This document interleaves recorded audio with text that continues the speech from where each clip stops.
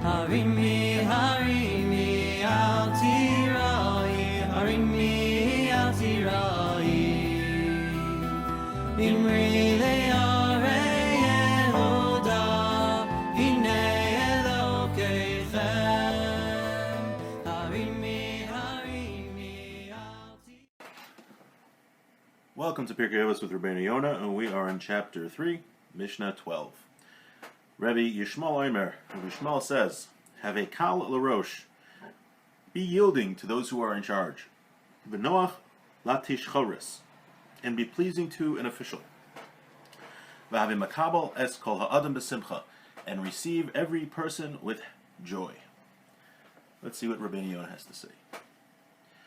What does it mean to be yielding to anyone in authority? You should be yielding to someone who's in charge. Now, as it says, don't glorify yourself in front of the king. Don't act like an important person.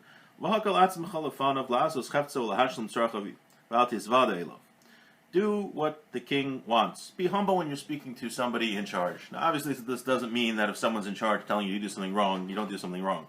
It's just good advice how to deal with with people in authority. V'noach la tishchares. And so what does that mean? What's the tishchares? Klomar she'noach b'dvar of the gizbar. To the official of the king, let's say the tax collector, you should be pleasing. So it doesn't say the same thing. So lo shiak la'atzmo l'fam. Not that you should be yielding in front of him. You don't have to show him the same reverence as you show a king, but you should deal with him pleasingly. Ki einenu adon. He's not the king. He's not in charge. V'lo she'yizgaver alav gam kein. Ki yesh biyado yicholes. But you shouldn't try to overpower him, because he also has a certain amount of power. He can make your life miserable. Achar sheshofet haaretz, he's a judge of the land, and the king appointed him as his messenger. He can, at the end of the day, even though he's not the king, he was appointed by the king, and he can hurt people that he doesn't like.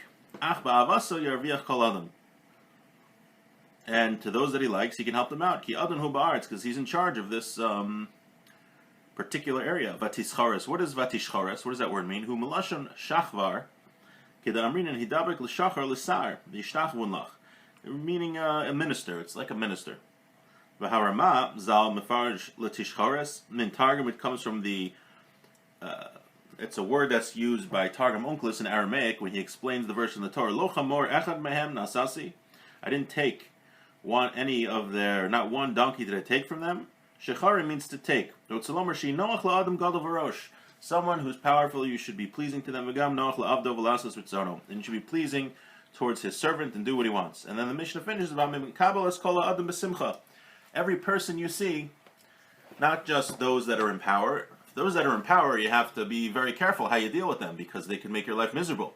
So you should be intelligent, you should be smart how you deal with them. Don't try to show how important you are and things like that. But when it comes to every person, even those that are less important than you, you should greet them all with happiness and with joy. You don't know what a smile can change someone's whole day. You never know if someone's very depressed and they see you smile at them and they can lift them up a little bit. So I think someone says, the Bali Musar say that if you walk around with a frown on your face, it's like a bor b'shus harabim. A bor b'shus harabim means, is in Bava Kama, it talks about damages that are caused by people and what they have to pay for it. So a bor b'shus harabim is like you dig a pit in the middle of a public place, like here in Minalp, and if you would dig a pit in the middle of Route 9, it would cause a lot of damage to people. So the Bali Musar say that a frown is the same thing, because people see you with a frown and they'll also make them have a negative day, and they'll also make them upset. But if you walk around with a smile, you can make people's day really, really much better.